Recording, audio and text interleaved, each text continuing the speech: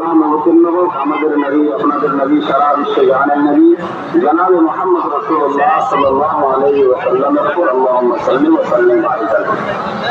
প্রিয় ভাইজান এবং মা ও খালারা আমার, আজকে ঈদুল আজহার দিন, খুশির দিনে যে আজকে আমরা জমা হয়েছি, আপনারা সবাই জানেন কোরবানি একটা অনেক গুরুত্বপূর্ণ ইবাদত। কিতাব ও সুন্নাতের মধ্যে কোরআন এবং হাদিসের ভিতরে কোরবানের অনেক ফজিলত আর গুরুত্ব বর্ণনা করা হয়েছে। আমি সেদিকে যাচ্ছি না, আমি আপনাদের সামনে এই কথাটা বলতে চাই যে কোরবানি শুধুমাত্র একটি গুরুত্বপূর্ণ ইবাদতই নয়, বরং এই কোরবানি আমাদের জন্য অনেক শিক্ষা রয়েছে। এই কোরবানির মধ্যে আমাদের জন্য অনেক উপদেশ রয়েছে। এই কোরবানির মধ্যে আমাদের জন্য অনেক গুরুত্বপূর্ণ বার্তা রয়েছে। সেই বার্তাগুলোকে, সেই শিক্ষাগুলোকে জানা এবং সেই শিক্ষাগুলোর উপরে আমল করা আমাদের অত্যন্ত বার্তা, কয়েকটা শিক্ষা কোরবানি যে আমাদের দেয় সেটা আপনাদের বলার চেষ্টা করবো ইনশাআল্লাহ।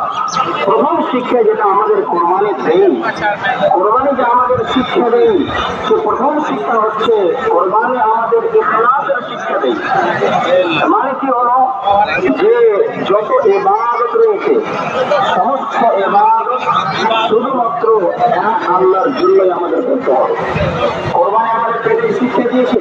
আল্লাহ রাব্বুল আলামিন কোরআন মাজিদের ভিতরে বললেন, কুরবানি সালাতি ওয়া নুসুকি ওয়া মাহইয়ায়া ওয়া মামাতি লিল্লাহি রাব্বিল আলামিন।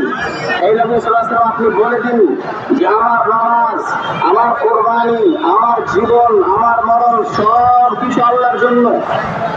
এখান থেকে আমরা বুঝতে পারছি যে পৃথিবীতে যত ইবাদত আছে সমস্ত ইবাদত শুধুমাত্র এক আল্লাহর জন্য করতে হবে। আজকে আমরা কোরবানি করতে যাচ্ছি কিংবা আর অন্যান্য ইবাদত, সেই ইবাদত যদি শুধু আল্লাহর জন্য না হয় তাহলে সেই ইবাদত গ্রহণযোগ্য হবে না, সেই ইবাদত আল্লাহ কবুল করবে না।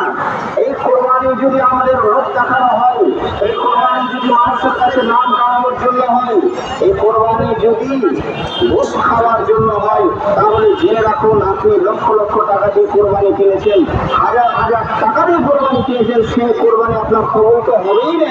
এই কোরবানির বিনিময়ে রিয়াকারের কারণে, লোক দেখানোর কারণে আপনাকে জাহান্নামে যেতে হতে পারে। এই জন্য পৃথিবীতে যত ইবাদত আছে শুধুমাত্র এক আল্লাহর জন্য করতে হবে।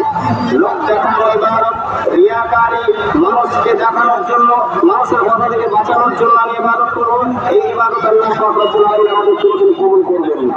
দেখেন কোরবানি মানে হচ্ছে আল্লাহর নৈকট্য লাভ করা। আজকে আমরা যে কোরবানি করতে যাচ্ছি, এই কোরবানির মানে হচ্ছে আল্লাহর নৈকট্য লাভ করা। মানে কোরবানির দ্বারাতে আমরা আল্লাহর নিকটে হতে চাই, আল্লাহর নৈকট্য লাভ করতে চাই। তাহলে আপনারা যতটি মানুষ এখানে বসে আশা শুনছেন, সবাই নিজের অন্তরে হাত রেখে বলেন তো যে আপনারা কি আল্লাহর নৈকট্য লাভ করার জন্য কোরবানি করতে যাচ্ছেন?